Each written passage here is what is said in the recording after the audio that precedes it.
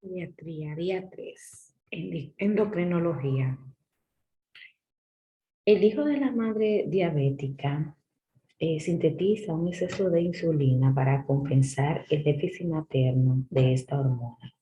La hiperglucemia materna, secundario al déficit de insulina, provoca una hiperglucemia fetal. Esto inducirá un aumento compensador de producción de insulina por el feto. La insulina es una hormona con importante papel trófico y anabolizante. Se producirán una serie de situaciones caracterizadas. Los niveles elevados de insulina fetal tienen efectos teratógenos que explican el mayor número de malformación observada en estos niños. El problema se observa son los siguientes.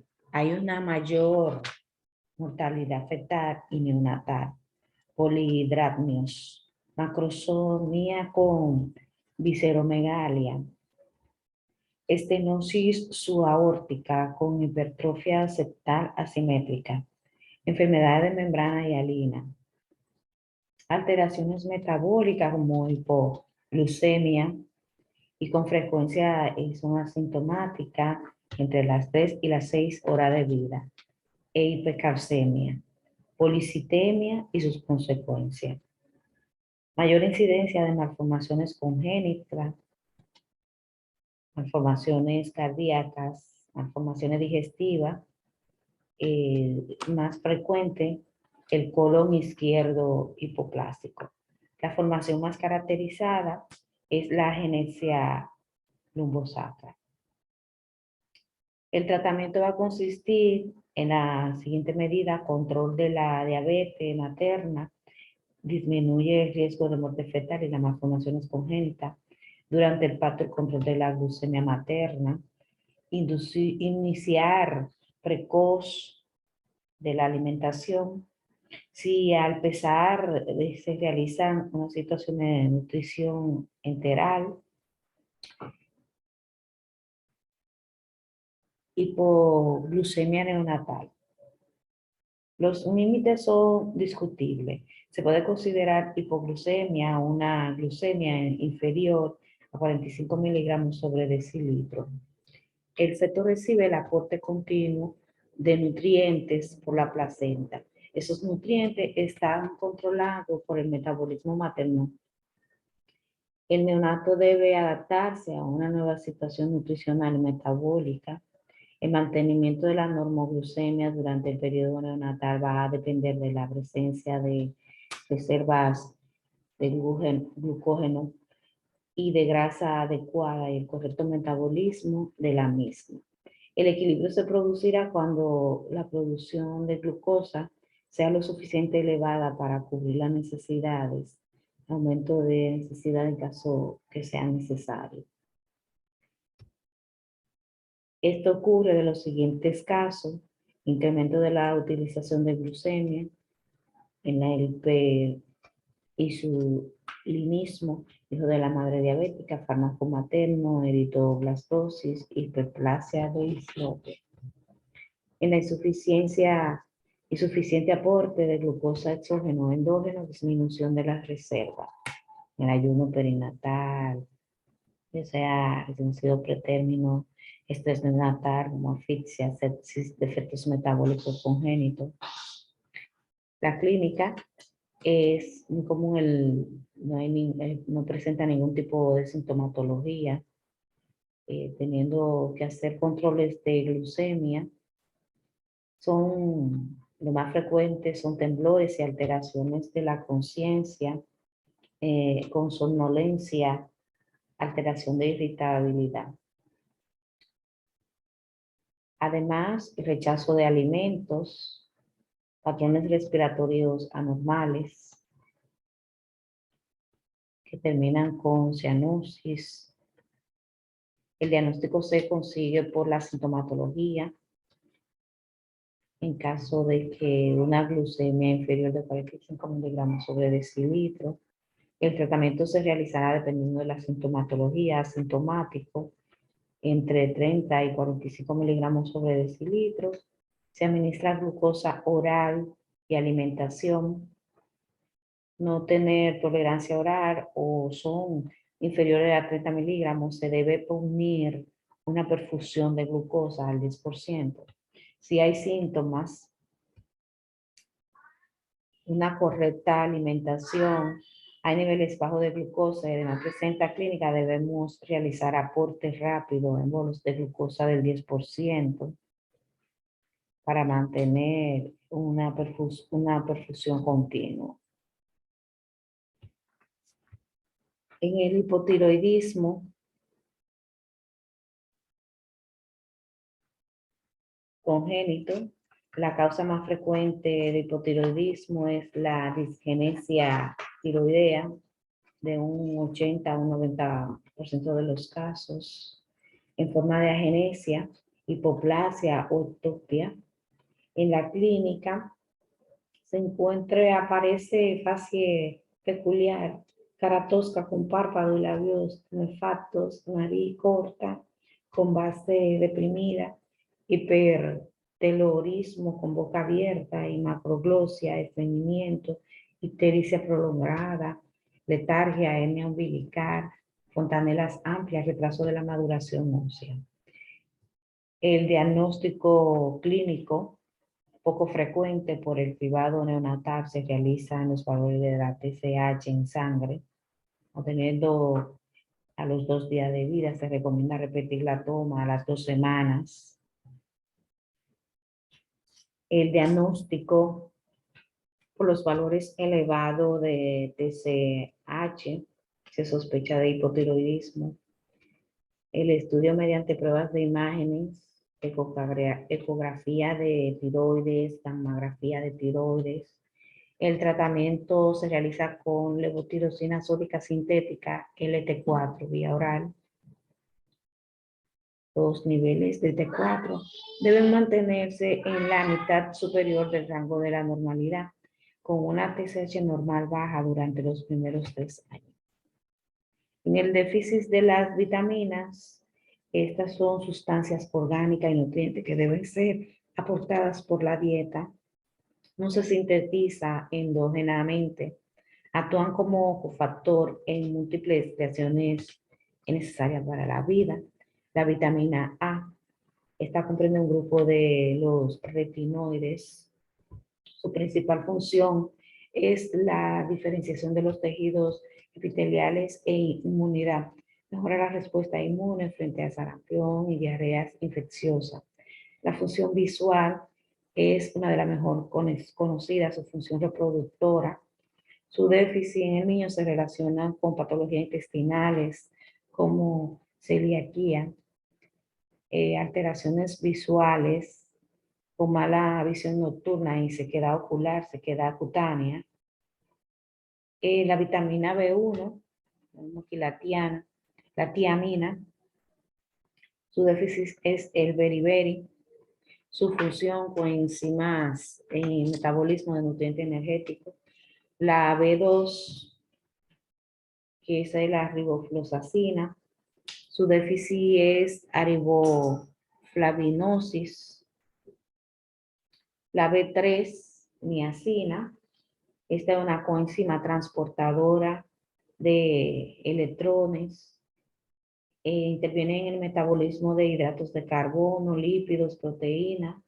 Su fuente principal son los alimentos como la carne y pescado. Su déficit se denomina pelagra y consiste en un cuadro de anorexia y cansancio, sensación de quemazón de lengua. La B5, que es el ácido pantotenoico, esta es una enzima asilante coenzima de su fuente de distribución amplia y el déficit es raro. La vitamina B6,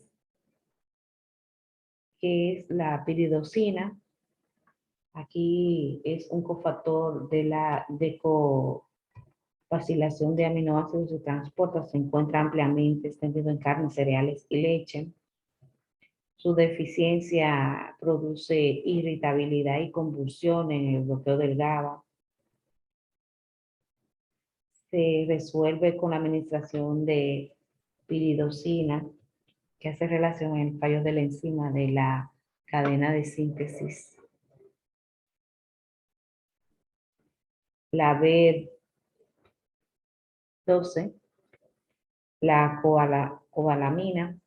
Esta es una sustancia, interviene en la síntesis de ADN, se obtiene en la ingesta de productos animales, pescados, absorbe unida el factor intrínseco. La carencia por problemas de absorción va a producir el cuadro de anemia megaloblástica, que acompaña de síntomas neurológicos. La vitamina C, ácido ascórbico. Esta se encarga de neutralizar radicales libres. También actúa como cofactor manteniendo reducido el hierro y el cobre. Se obtienen alimentos de origen vegetal, como los cítricos. El déficit produce un cuadro denominado escorbuto. Consiste en un cuadro general inespecífico que posteriormente produce hinchazón y sangrado de encías, alteraciones térmicas y dolor óseo. La vitamina D, que es una proteína que debe una transformación para activarse. Esta activación influye la luz solar, cambios moleculares en hígado y riñón, por lo que su déficit no se va a producir por una dieta insuficiente, sino que será más común una alteración del metabolismo. Esta se encarga de mineralización de hueso mediante el aumento de la absorción del calcio, fósforo. Su déficit produce hipocalcemia, un aumento de la PTH, la tiroides, hormona de la paratiroides, con la consiguiente reabsorción de calcio y fósforo en hueso, produce raquitismo. Estas alteraciones se caracterizan por alteraciones óseas, craneotalis, reblandecimiento de los huesos craneales, retraso del cierre de la fontanela, a nivel torácico malformaciones de las piernas. La vitamina K es un conjunto de sustancias que participan en la cascada de la coagulación. Esta se obtiene de vegetales de hoja verde y tomate. Su déficit cursa con un aumento del tiempo de la protrombina y sangrado. Es relativamente característico del neonato. El cuadro denominado enfermedad hemorrágica de recién nacido, porque el nacimiento de los niveles de vitamina K son muy bajos. La leche materna no es específicamente rica en ella. Se administra una dosis de vitamina K que permite rellenar los depósitos provenientes de la aparición del cuadro mencionado. En la obesidad es un exceso de grasa corporal, la forma más frecuente de patología nutricional en los países industrializados. Se considera que el niño tiene sobrepeso cuando supera el perfil de 85 del índice muscular de masa corporal. La obesidad si supera el P95. Su origen es multicausal. A la hora debemos descartar causas endógenas de obesidad como Cushing, hipotiroidismo, alteraciones genéticas como el Prader-Willi, el Turner. Las principales complicaciones que se pueden asociar con la obesidad son problemas cardiovasculares, aumento de riesgo aterogénico, la aparición de síndrome metabólico, aparición de apnea obstructiva del sueño, pseudotumor cerebri. Además tendrá una mayor predisposición a infarto, enfermedades cardiovasculares a edad de adulto. El tratamiento se basa en establecer una dieta equilibrada y ejercicio adecuado, a disminuir el peso hasta cifras saludables. En los casos de complicarse, podrá plantearse realización de cirugía o empleo de fármacos. Las enfermedades respiratorias, dentro de las infecciones de vías altas, tenemos el catarro común, un cuadro de rinorrea, tos, puede acompañarse de fiebre y sin afecciones de vías bajas ni hiperactividad bronquial. Está la faringoamigdalitis. Esta es una inflamación faringoamidalar, aparece fiebre, odinofagia. El signo principal es el enrojecimiento de las amígdalas y la faringe, aparición de sudado, edema, petequias en paladar, hasta. Puede estar causado por un virus o por una bacteria. Aparece en menores de 3 años. Puede producirse por distintos virus, rinovirus, coronavirus, adenovirus o gripe. Se acompaña de rinitis, tos, hasta diarrea. Hay que diferenciar de la bacteriana. Se utilizan tratamiento antipirético y abundante líquido. La bacteria, especialmente es el estreptococo beta hemolítico grupo A, estreptococo piógenes, son los más frecuentes. La exploración no ayuda a sospechar de diagnóstico la presencia de adenospatías cervicales anterior dolorosa al tracto, un exudado purtáceo, aparición del paladar blando, pápulas más claras, ausencia de síntomas catarrales, rinitis, tos. Se emplea penicilina, pues es el más efectivo, además se han demostrado resistencia y el tratamiento durará 10 días. En caso de alergia a la penicilina, se puede emplear macrólidos. El proceso de escarlatina está producido por una cepa de estreptococo que produce una toxina que va a ser causante de este cuadro. Se va a relacionar con micropápulas, un cuadro exantémico, eritematosas, con el enrojecimiento de las papilas de la lengua, dando el aspecto de lengua afambrosa. La complicación es la fiebre reumática, complica la afectación valvular cardíaca y la articular. La faringitis es la obstrucción de las vías superiores, caracterizada por tos purulenta, afonia, estridor, dificultad respiratoria. Esto se denomina el crux. Básicamente se ha dividido en faringotraquitis aguda o crux viral.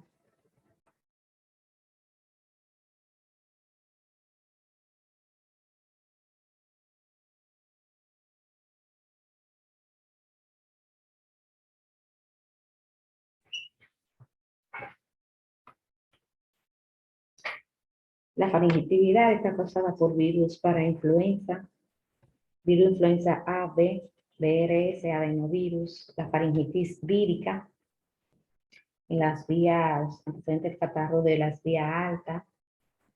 Para tratar este cuadro se emplea oxigenoterapia. Si presencia de hipoxemia, dificultad respiratoria marcada, desametasona, vía oral, intramuscular, intravenosa, es el tratamiento electivo. La budesonida inhalada, adrenalina nebulizada, en procesos moderados severos, en casos de gravedad o falta de respuesta, ambiente húmedo y frío, se usa empíricamente, se utiliza, no está avalado por ensayos clínicos. El caso del crux estipuloso y laringitis espasmódica, el estímulo se produce la hiperactividad, sin síntomas catarrales ni fiebre, y el tratamiento es silencio. En la epiglotis es un cuadro de inflamación. El epiglotis se puede cursar con dificultad respiratoria aguda y grave. Aquí los principales responsables son estreptococo o piógenes, neumonía, aéreos, hemófilo influencial de tipo B. La clínica, aspecto tóxico, babeo, dificultad respiratoria y estridor inspiratorio, con el llanto y el decúbito supino, haciendo que el niño permanezca en posición de trípode.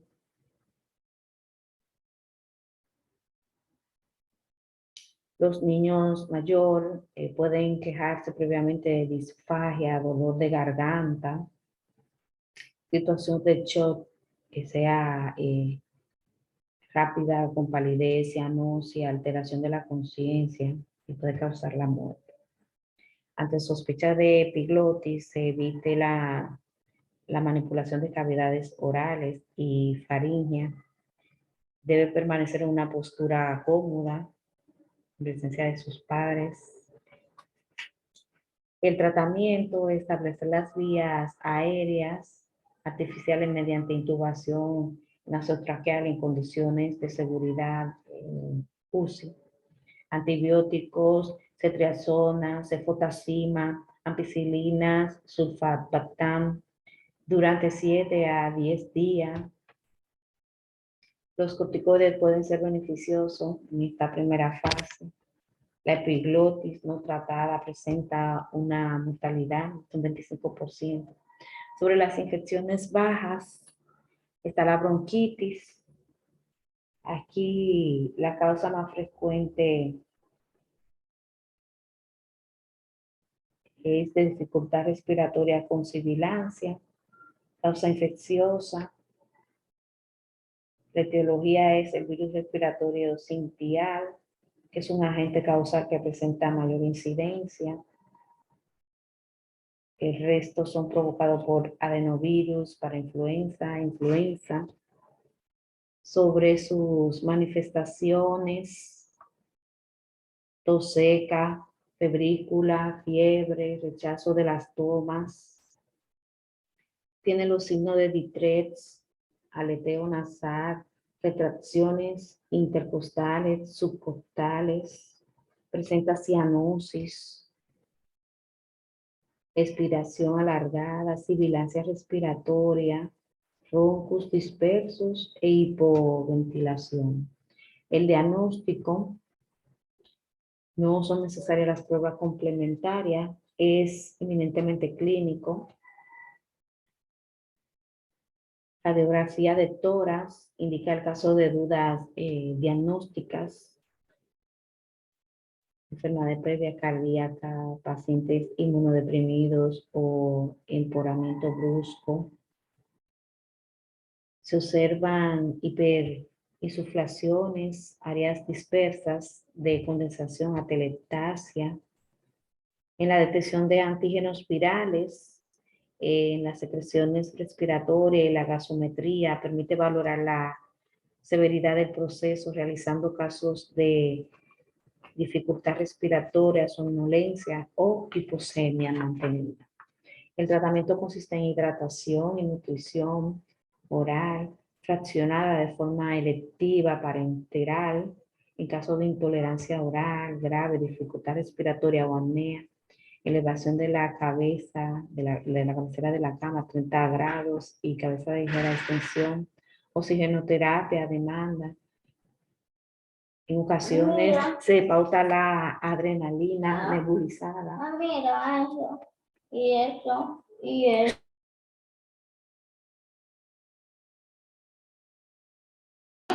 No. Profilaxis de la bronquiolitis consiste en la administración de palivizumab. La neumonía, que es una infección aguda, afecta el parénquima pulmonar. Esta se va a caracterizar por fiebre. El cuadro respiratorio, alteraciones en la radiografía, consiste en condensación o filtrado. Es más frecuente en niños de 1 a 5 años. Hay dos cuadros: neumonía atípica, que es el cuadro que se caracteriza por la presencia de fiebre alta, síntomas respiratorios, tos con efectores purulentos. Neumonía atípica, la evolución es lenta con síntomas catarrales, fiebre, tos seca. en ocasiones dificultad para respirar. El diagnóstico es clínico. El tratamiento, si cumple alguna de las siguientes características, debe ingresarse en menos de un año, antecedentes personales importantes, criterios de gravedad respiratorio, nutriaje, taquipnea, la neumonía típica, si el paciente precisa ingreso, ampicilina intravenosa, si no precisa, amoxicilina oral o dosis alta de 80 a 100 miligramos al día. Si el niño estuvo vacunado con influenza, tipo B, amoxicilina clavulínica intravenosa oral. Si tuvo derrame pleural, cefotacina intravenosa. Si es una neumonía típica, el paciente sospecha de origen viral, se emplea tratamiento sintomático en niños mayores de 3 años, macrólido oral o intravenoso, depende de la gravedad.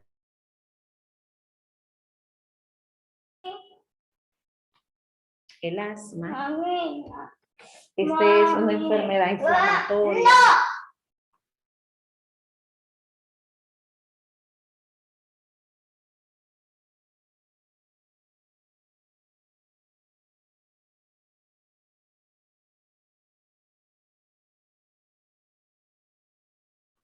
El asma es una enfermedad inflamatoria crónica de la vía aérea, cuya patogenia interviene en diferentes células.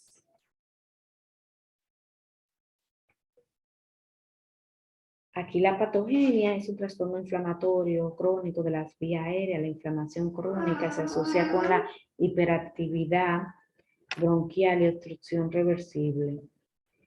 El proceso inflamatorio es bastante consistente entre los fenotipos de asma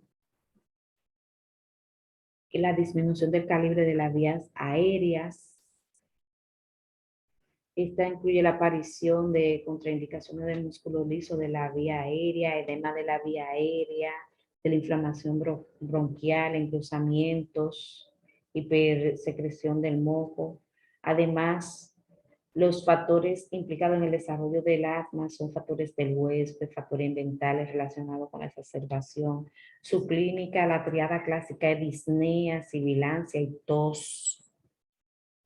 El diagnóstico se basa en la clínica, función pulmonar, que esta nos sirve para confirmar el diagnóstico, establecer gravedad y monitorización de la respuesta al tratamiento. La clasificación del asma se va a hacer según la clínica. La enfermedad puede clasificarse en 4 grupos. Asma intermitente, persistente, persistente moderada y persistente grave. El tratamiento del asma, existen 2 situaciones que debemos diferenciar claramente para distinguir ambos enfoques.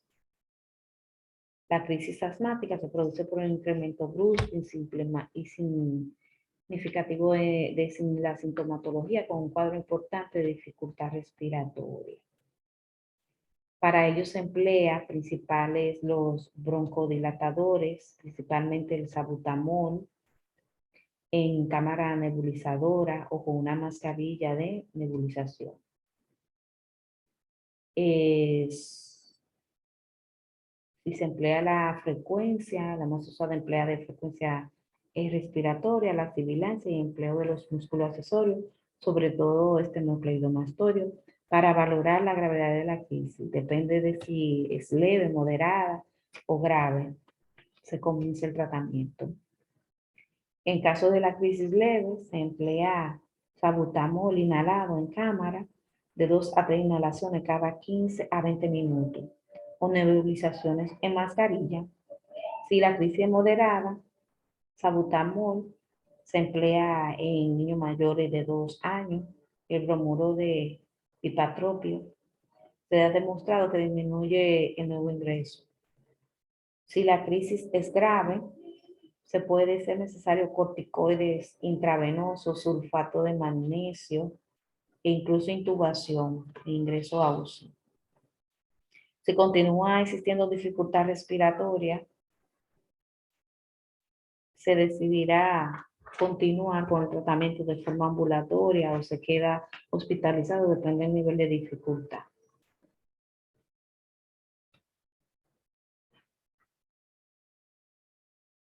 Esta una etapa para el tratamiento de los niños mayores, para los menores, donde se modifica un poco anteponiendo el uso de antileucotrienos o empleo de glucocorticoides inhalados debido al efecto secundario que esto puede tener. Aquí lo estamos viendo. Tampoco está indicado el empleo de broncodilatador en acción larga ni la inmunoterapia, ya que en los niños más mayores sí se puede emplear. Además, se debe saber que la mitad de los niños tienen sibilancia de 2 a 3 años y dejan de tenerla más tarde. Aquí están los escalones terapéuticos según el nivel de control. Escalón 1, tratamiento a demanda, agonista, adrenérgico de acción corta, los síntomas intermitentes en ocasiones, demanda valoración. El escalón 2, que este es de tratamiento de mantenimiento de elección, glucocorticoide inhalado a nivel bajos y otras opciones antileucotrienos. Escalón 3, aumento de la dosis de terapia arañera. El escalón 4, ya si hay mal control con terapia añadida. Hay un escalón 5 que hay que añadir de elección glucocorticoides, antileucotrienos o teofilina o amolizumab. Y el escalón 6, que es de elección, glucocorticoide inhalado a dosis alta, añadir antileucotrienos o teofilina o amolizumab. La educación, control ambiental, tratamiento de las comorbilidades, hay que considerar la inmunoterapia con alérgenos. Ya está.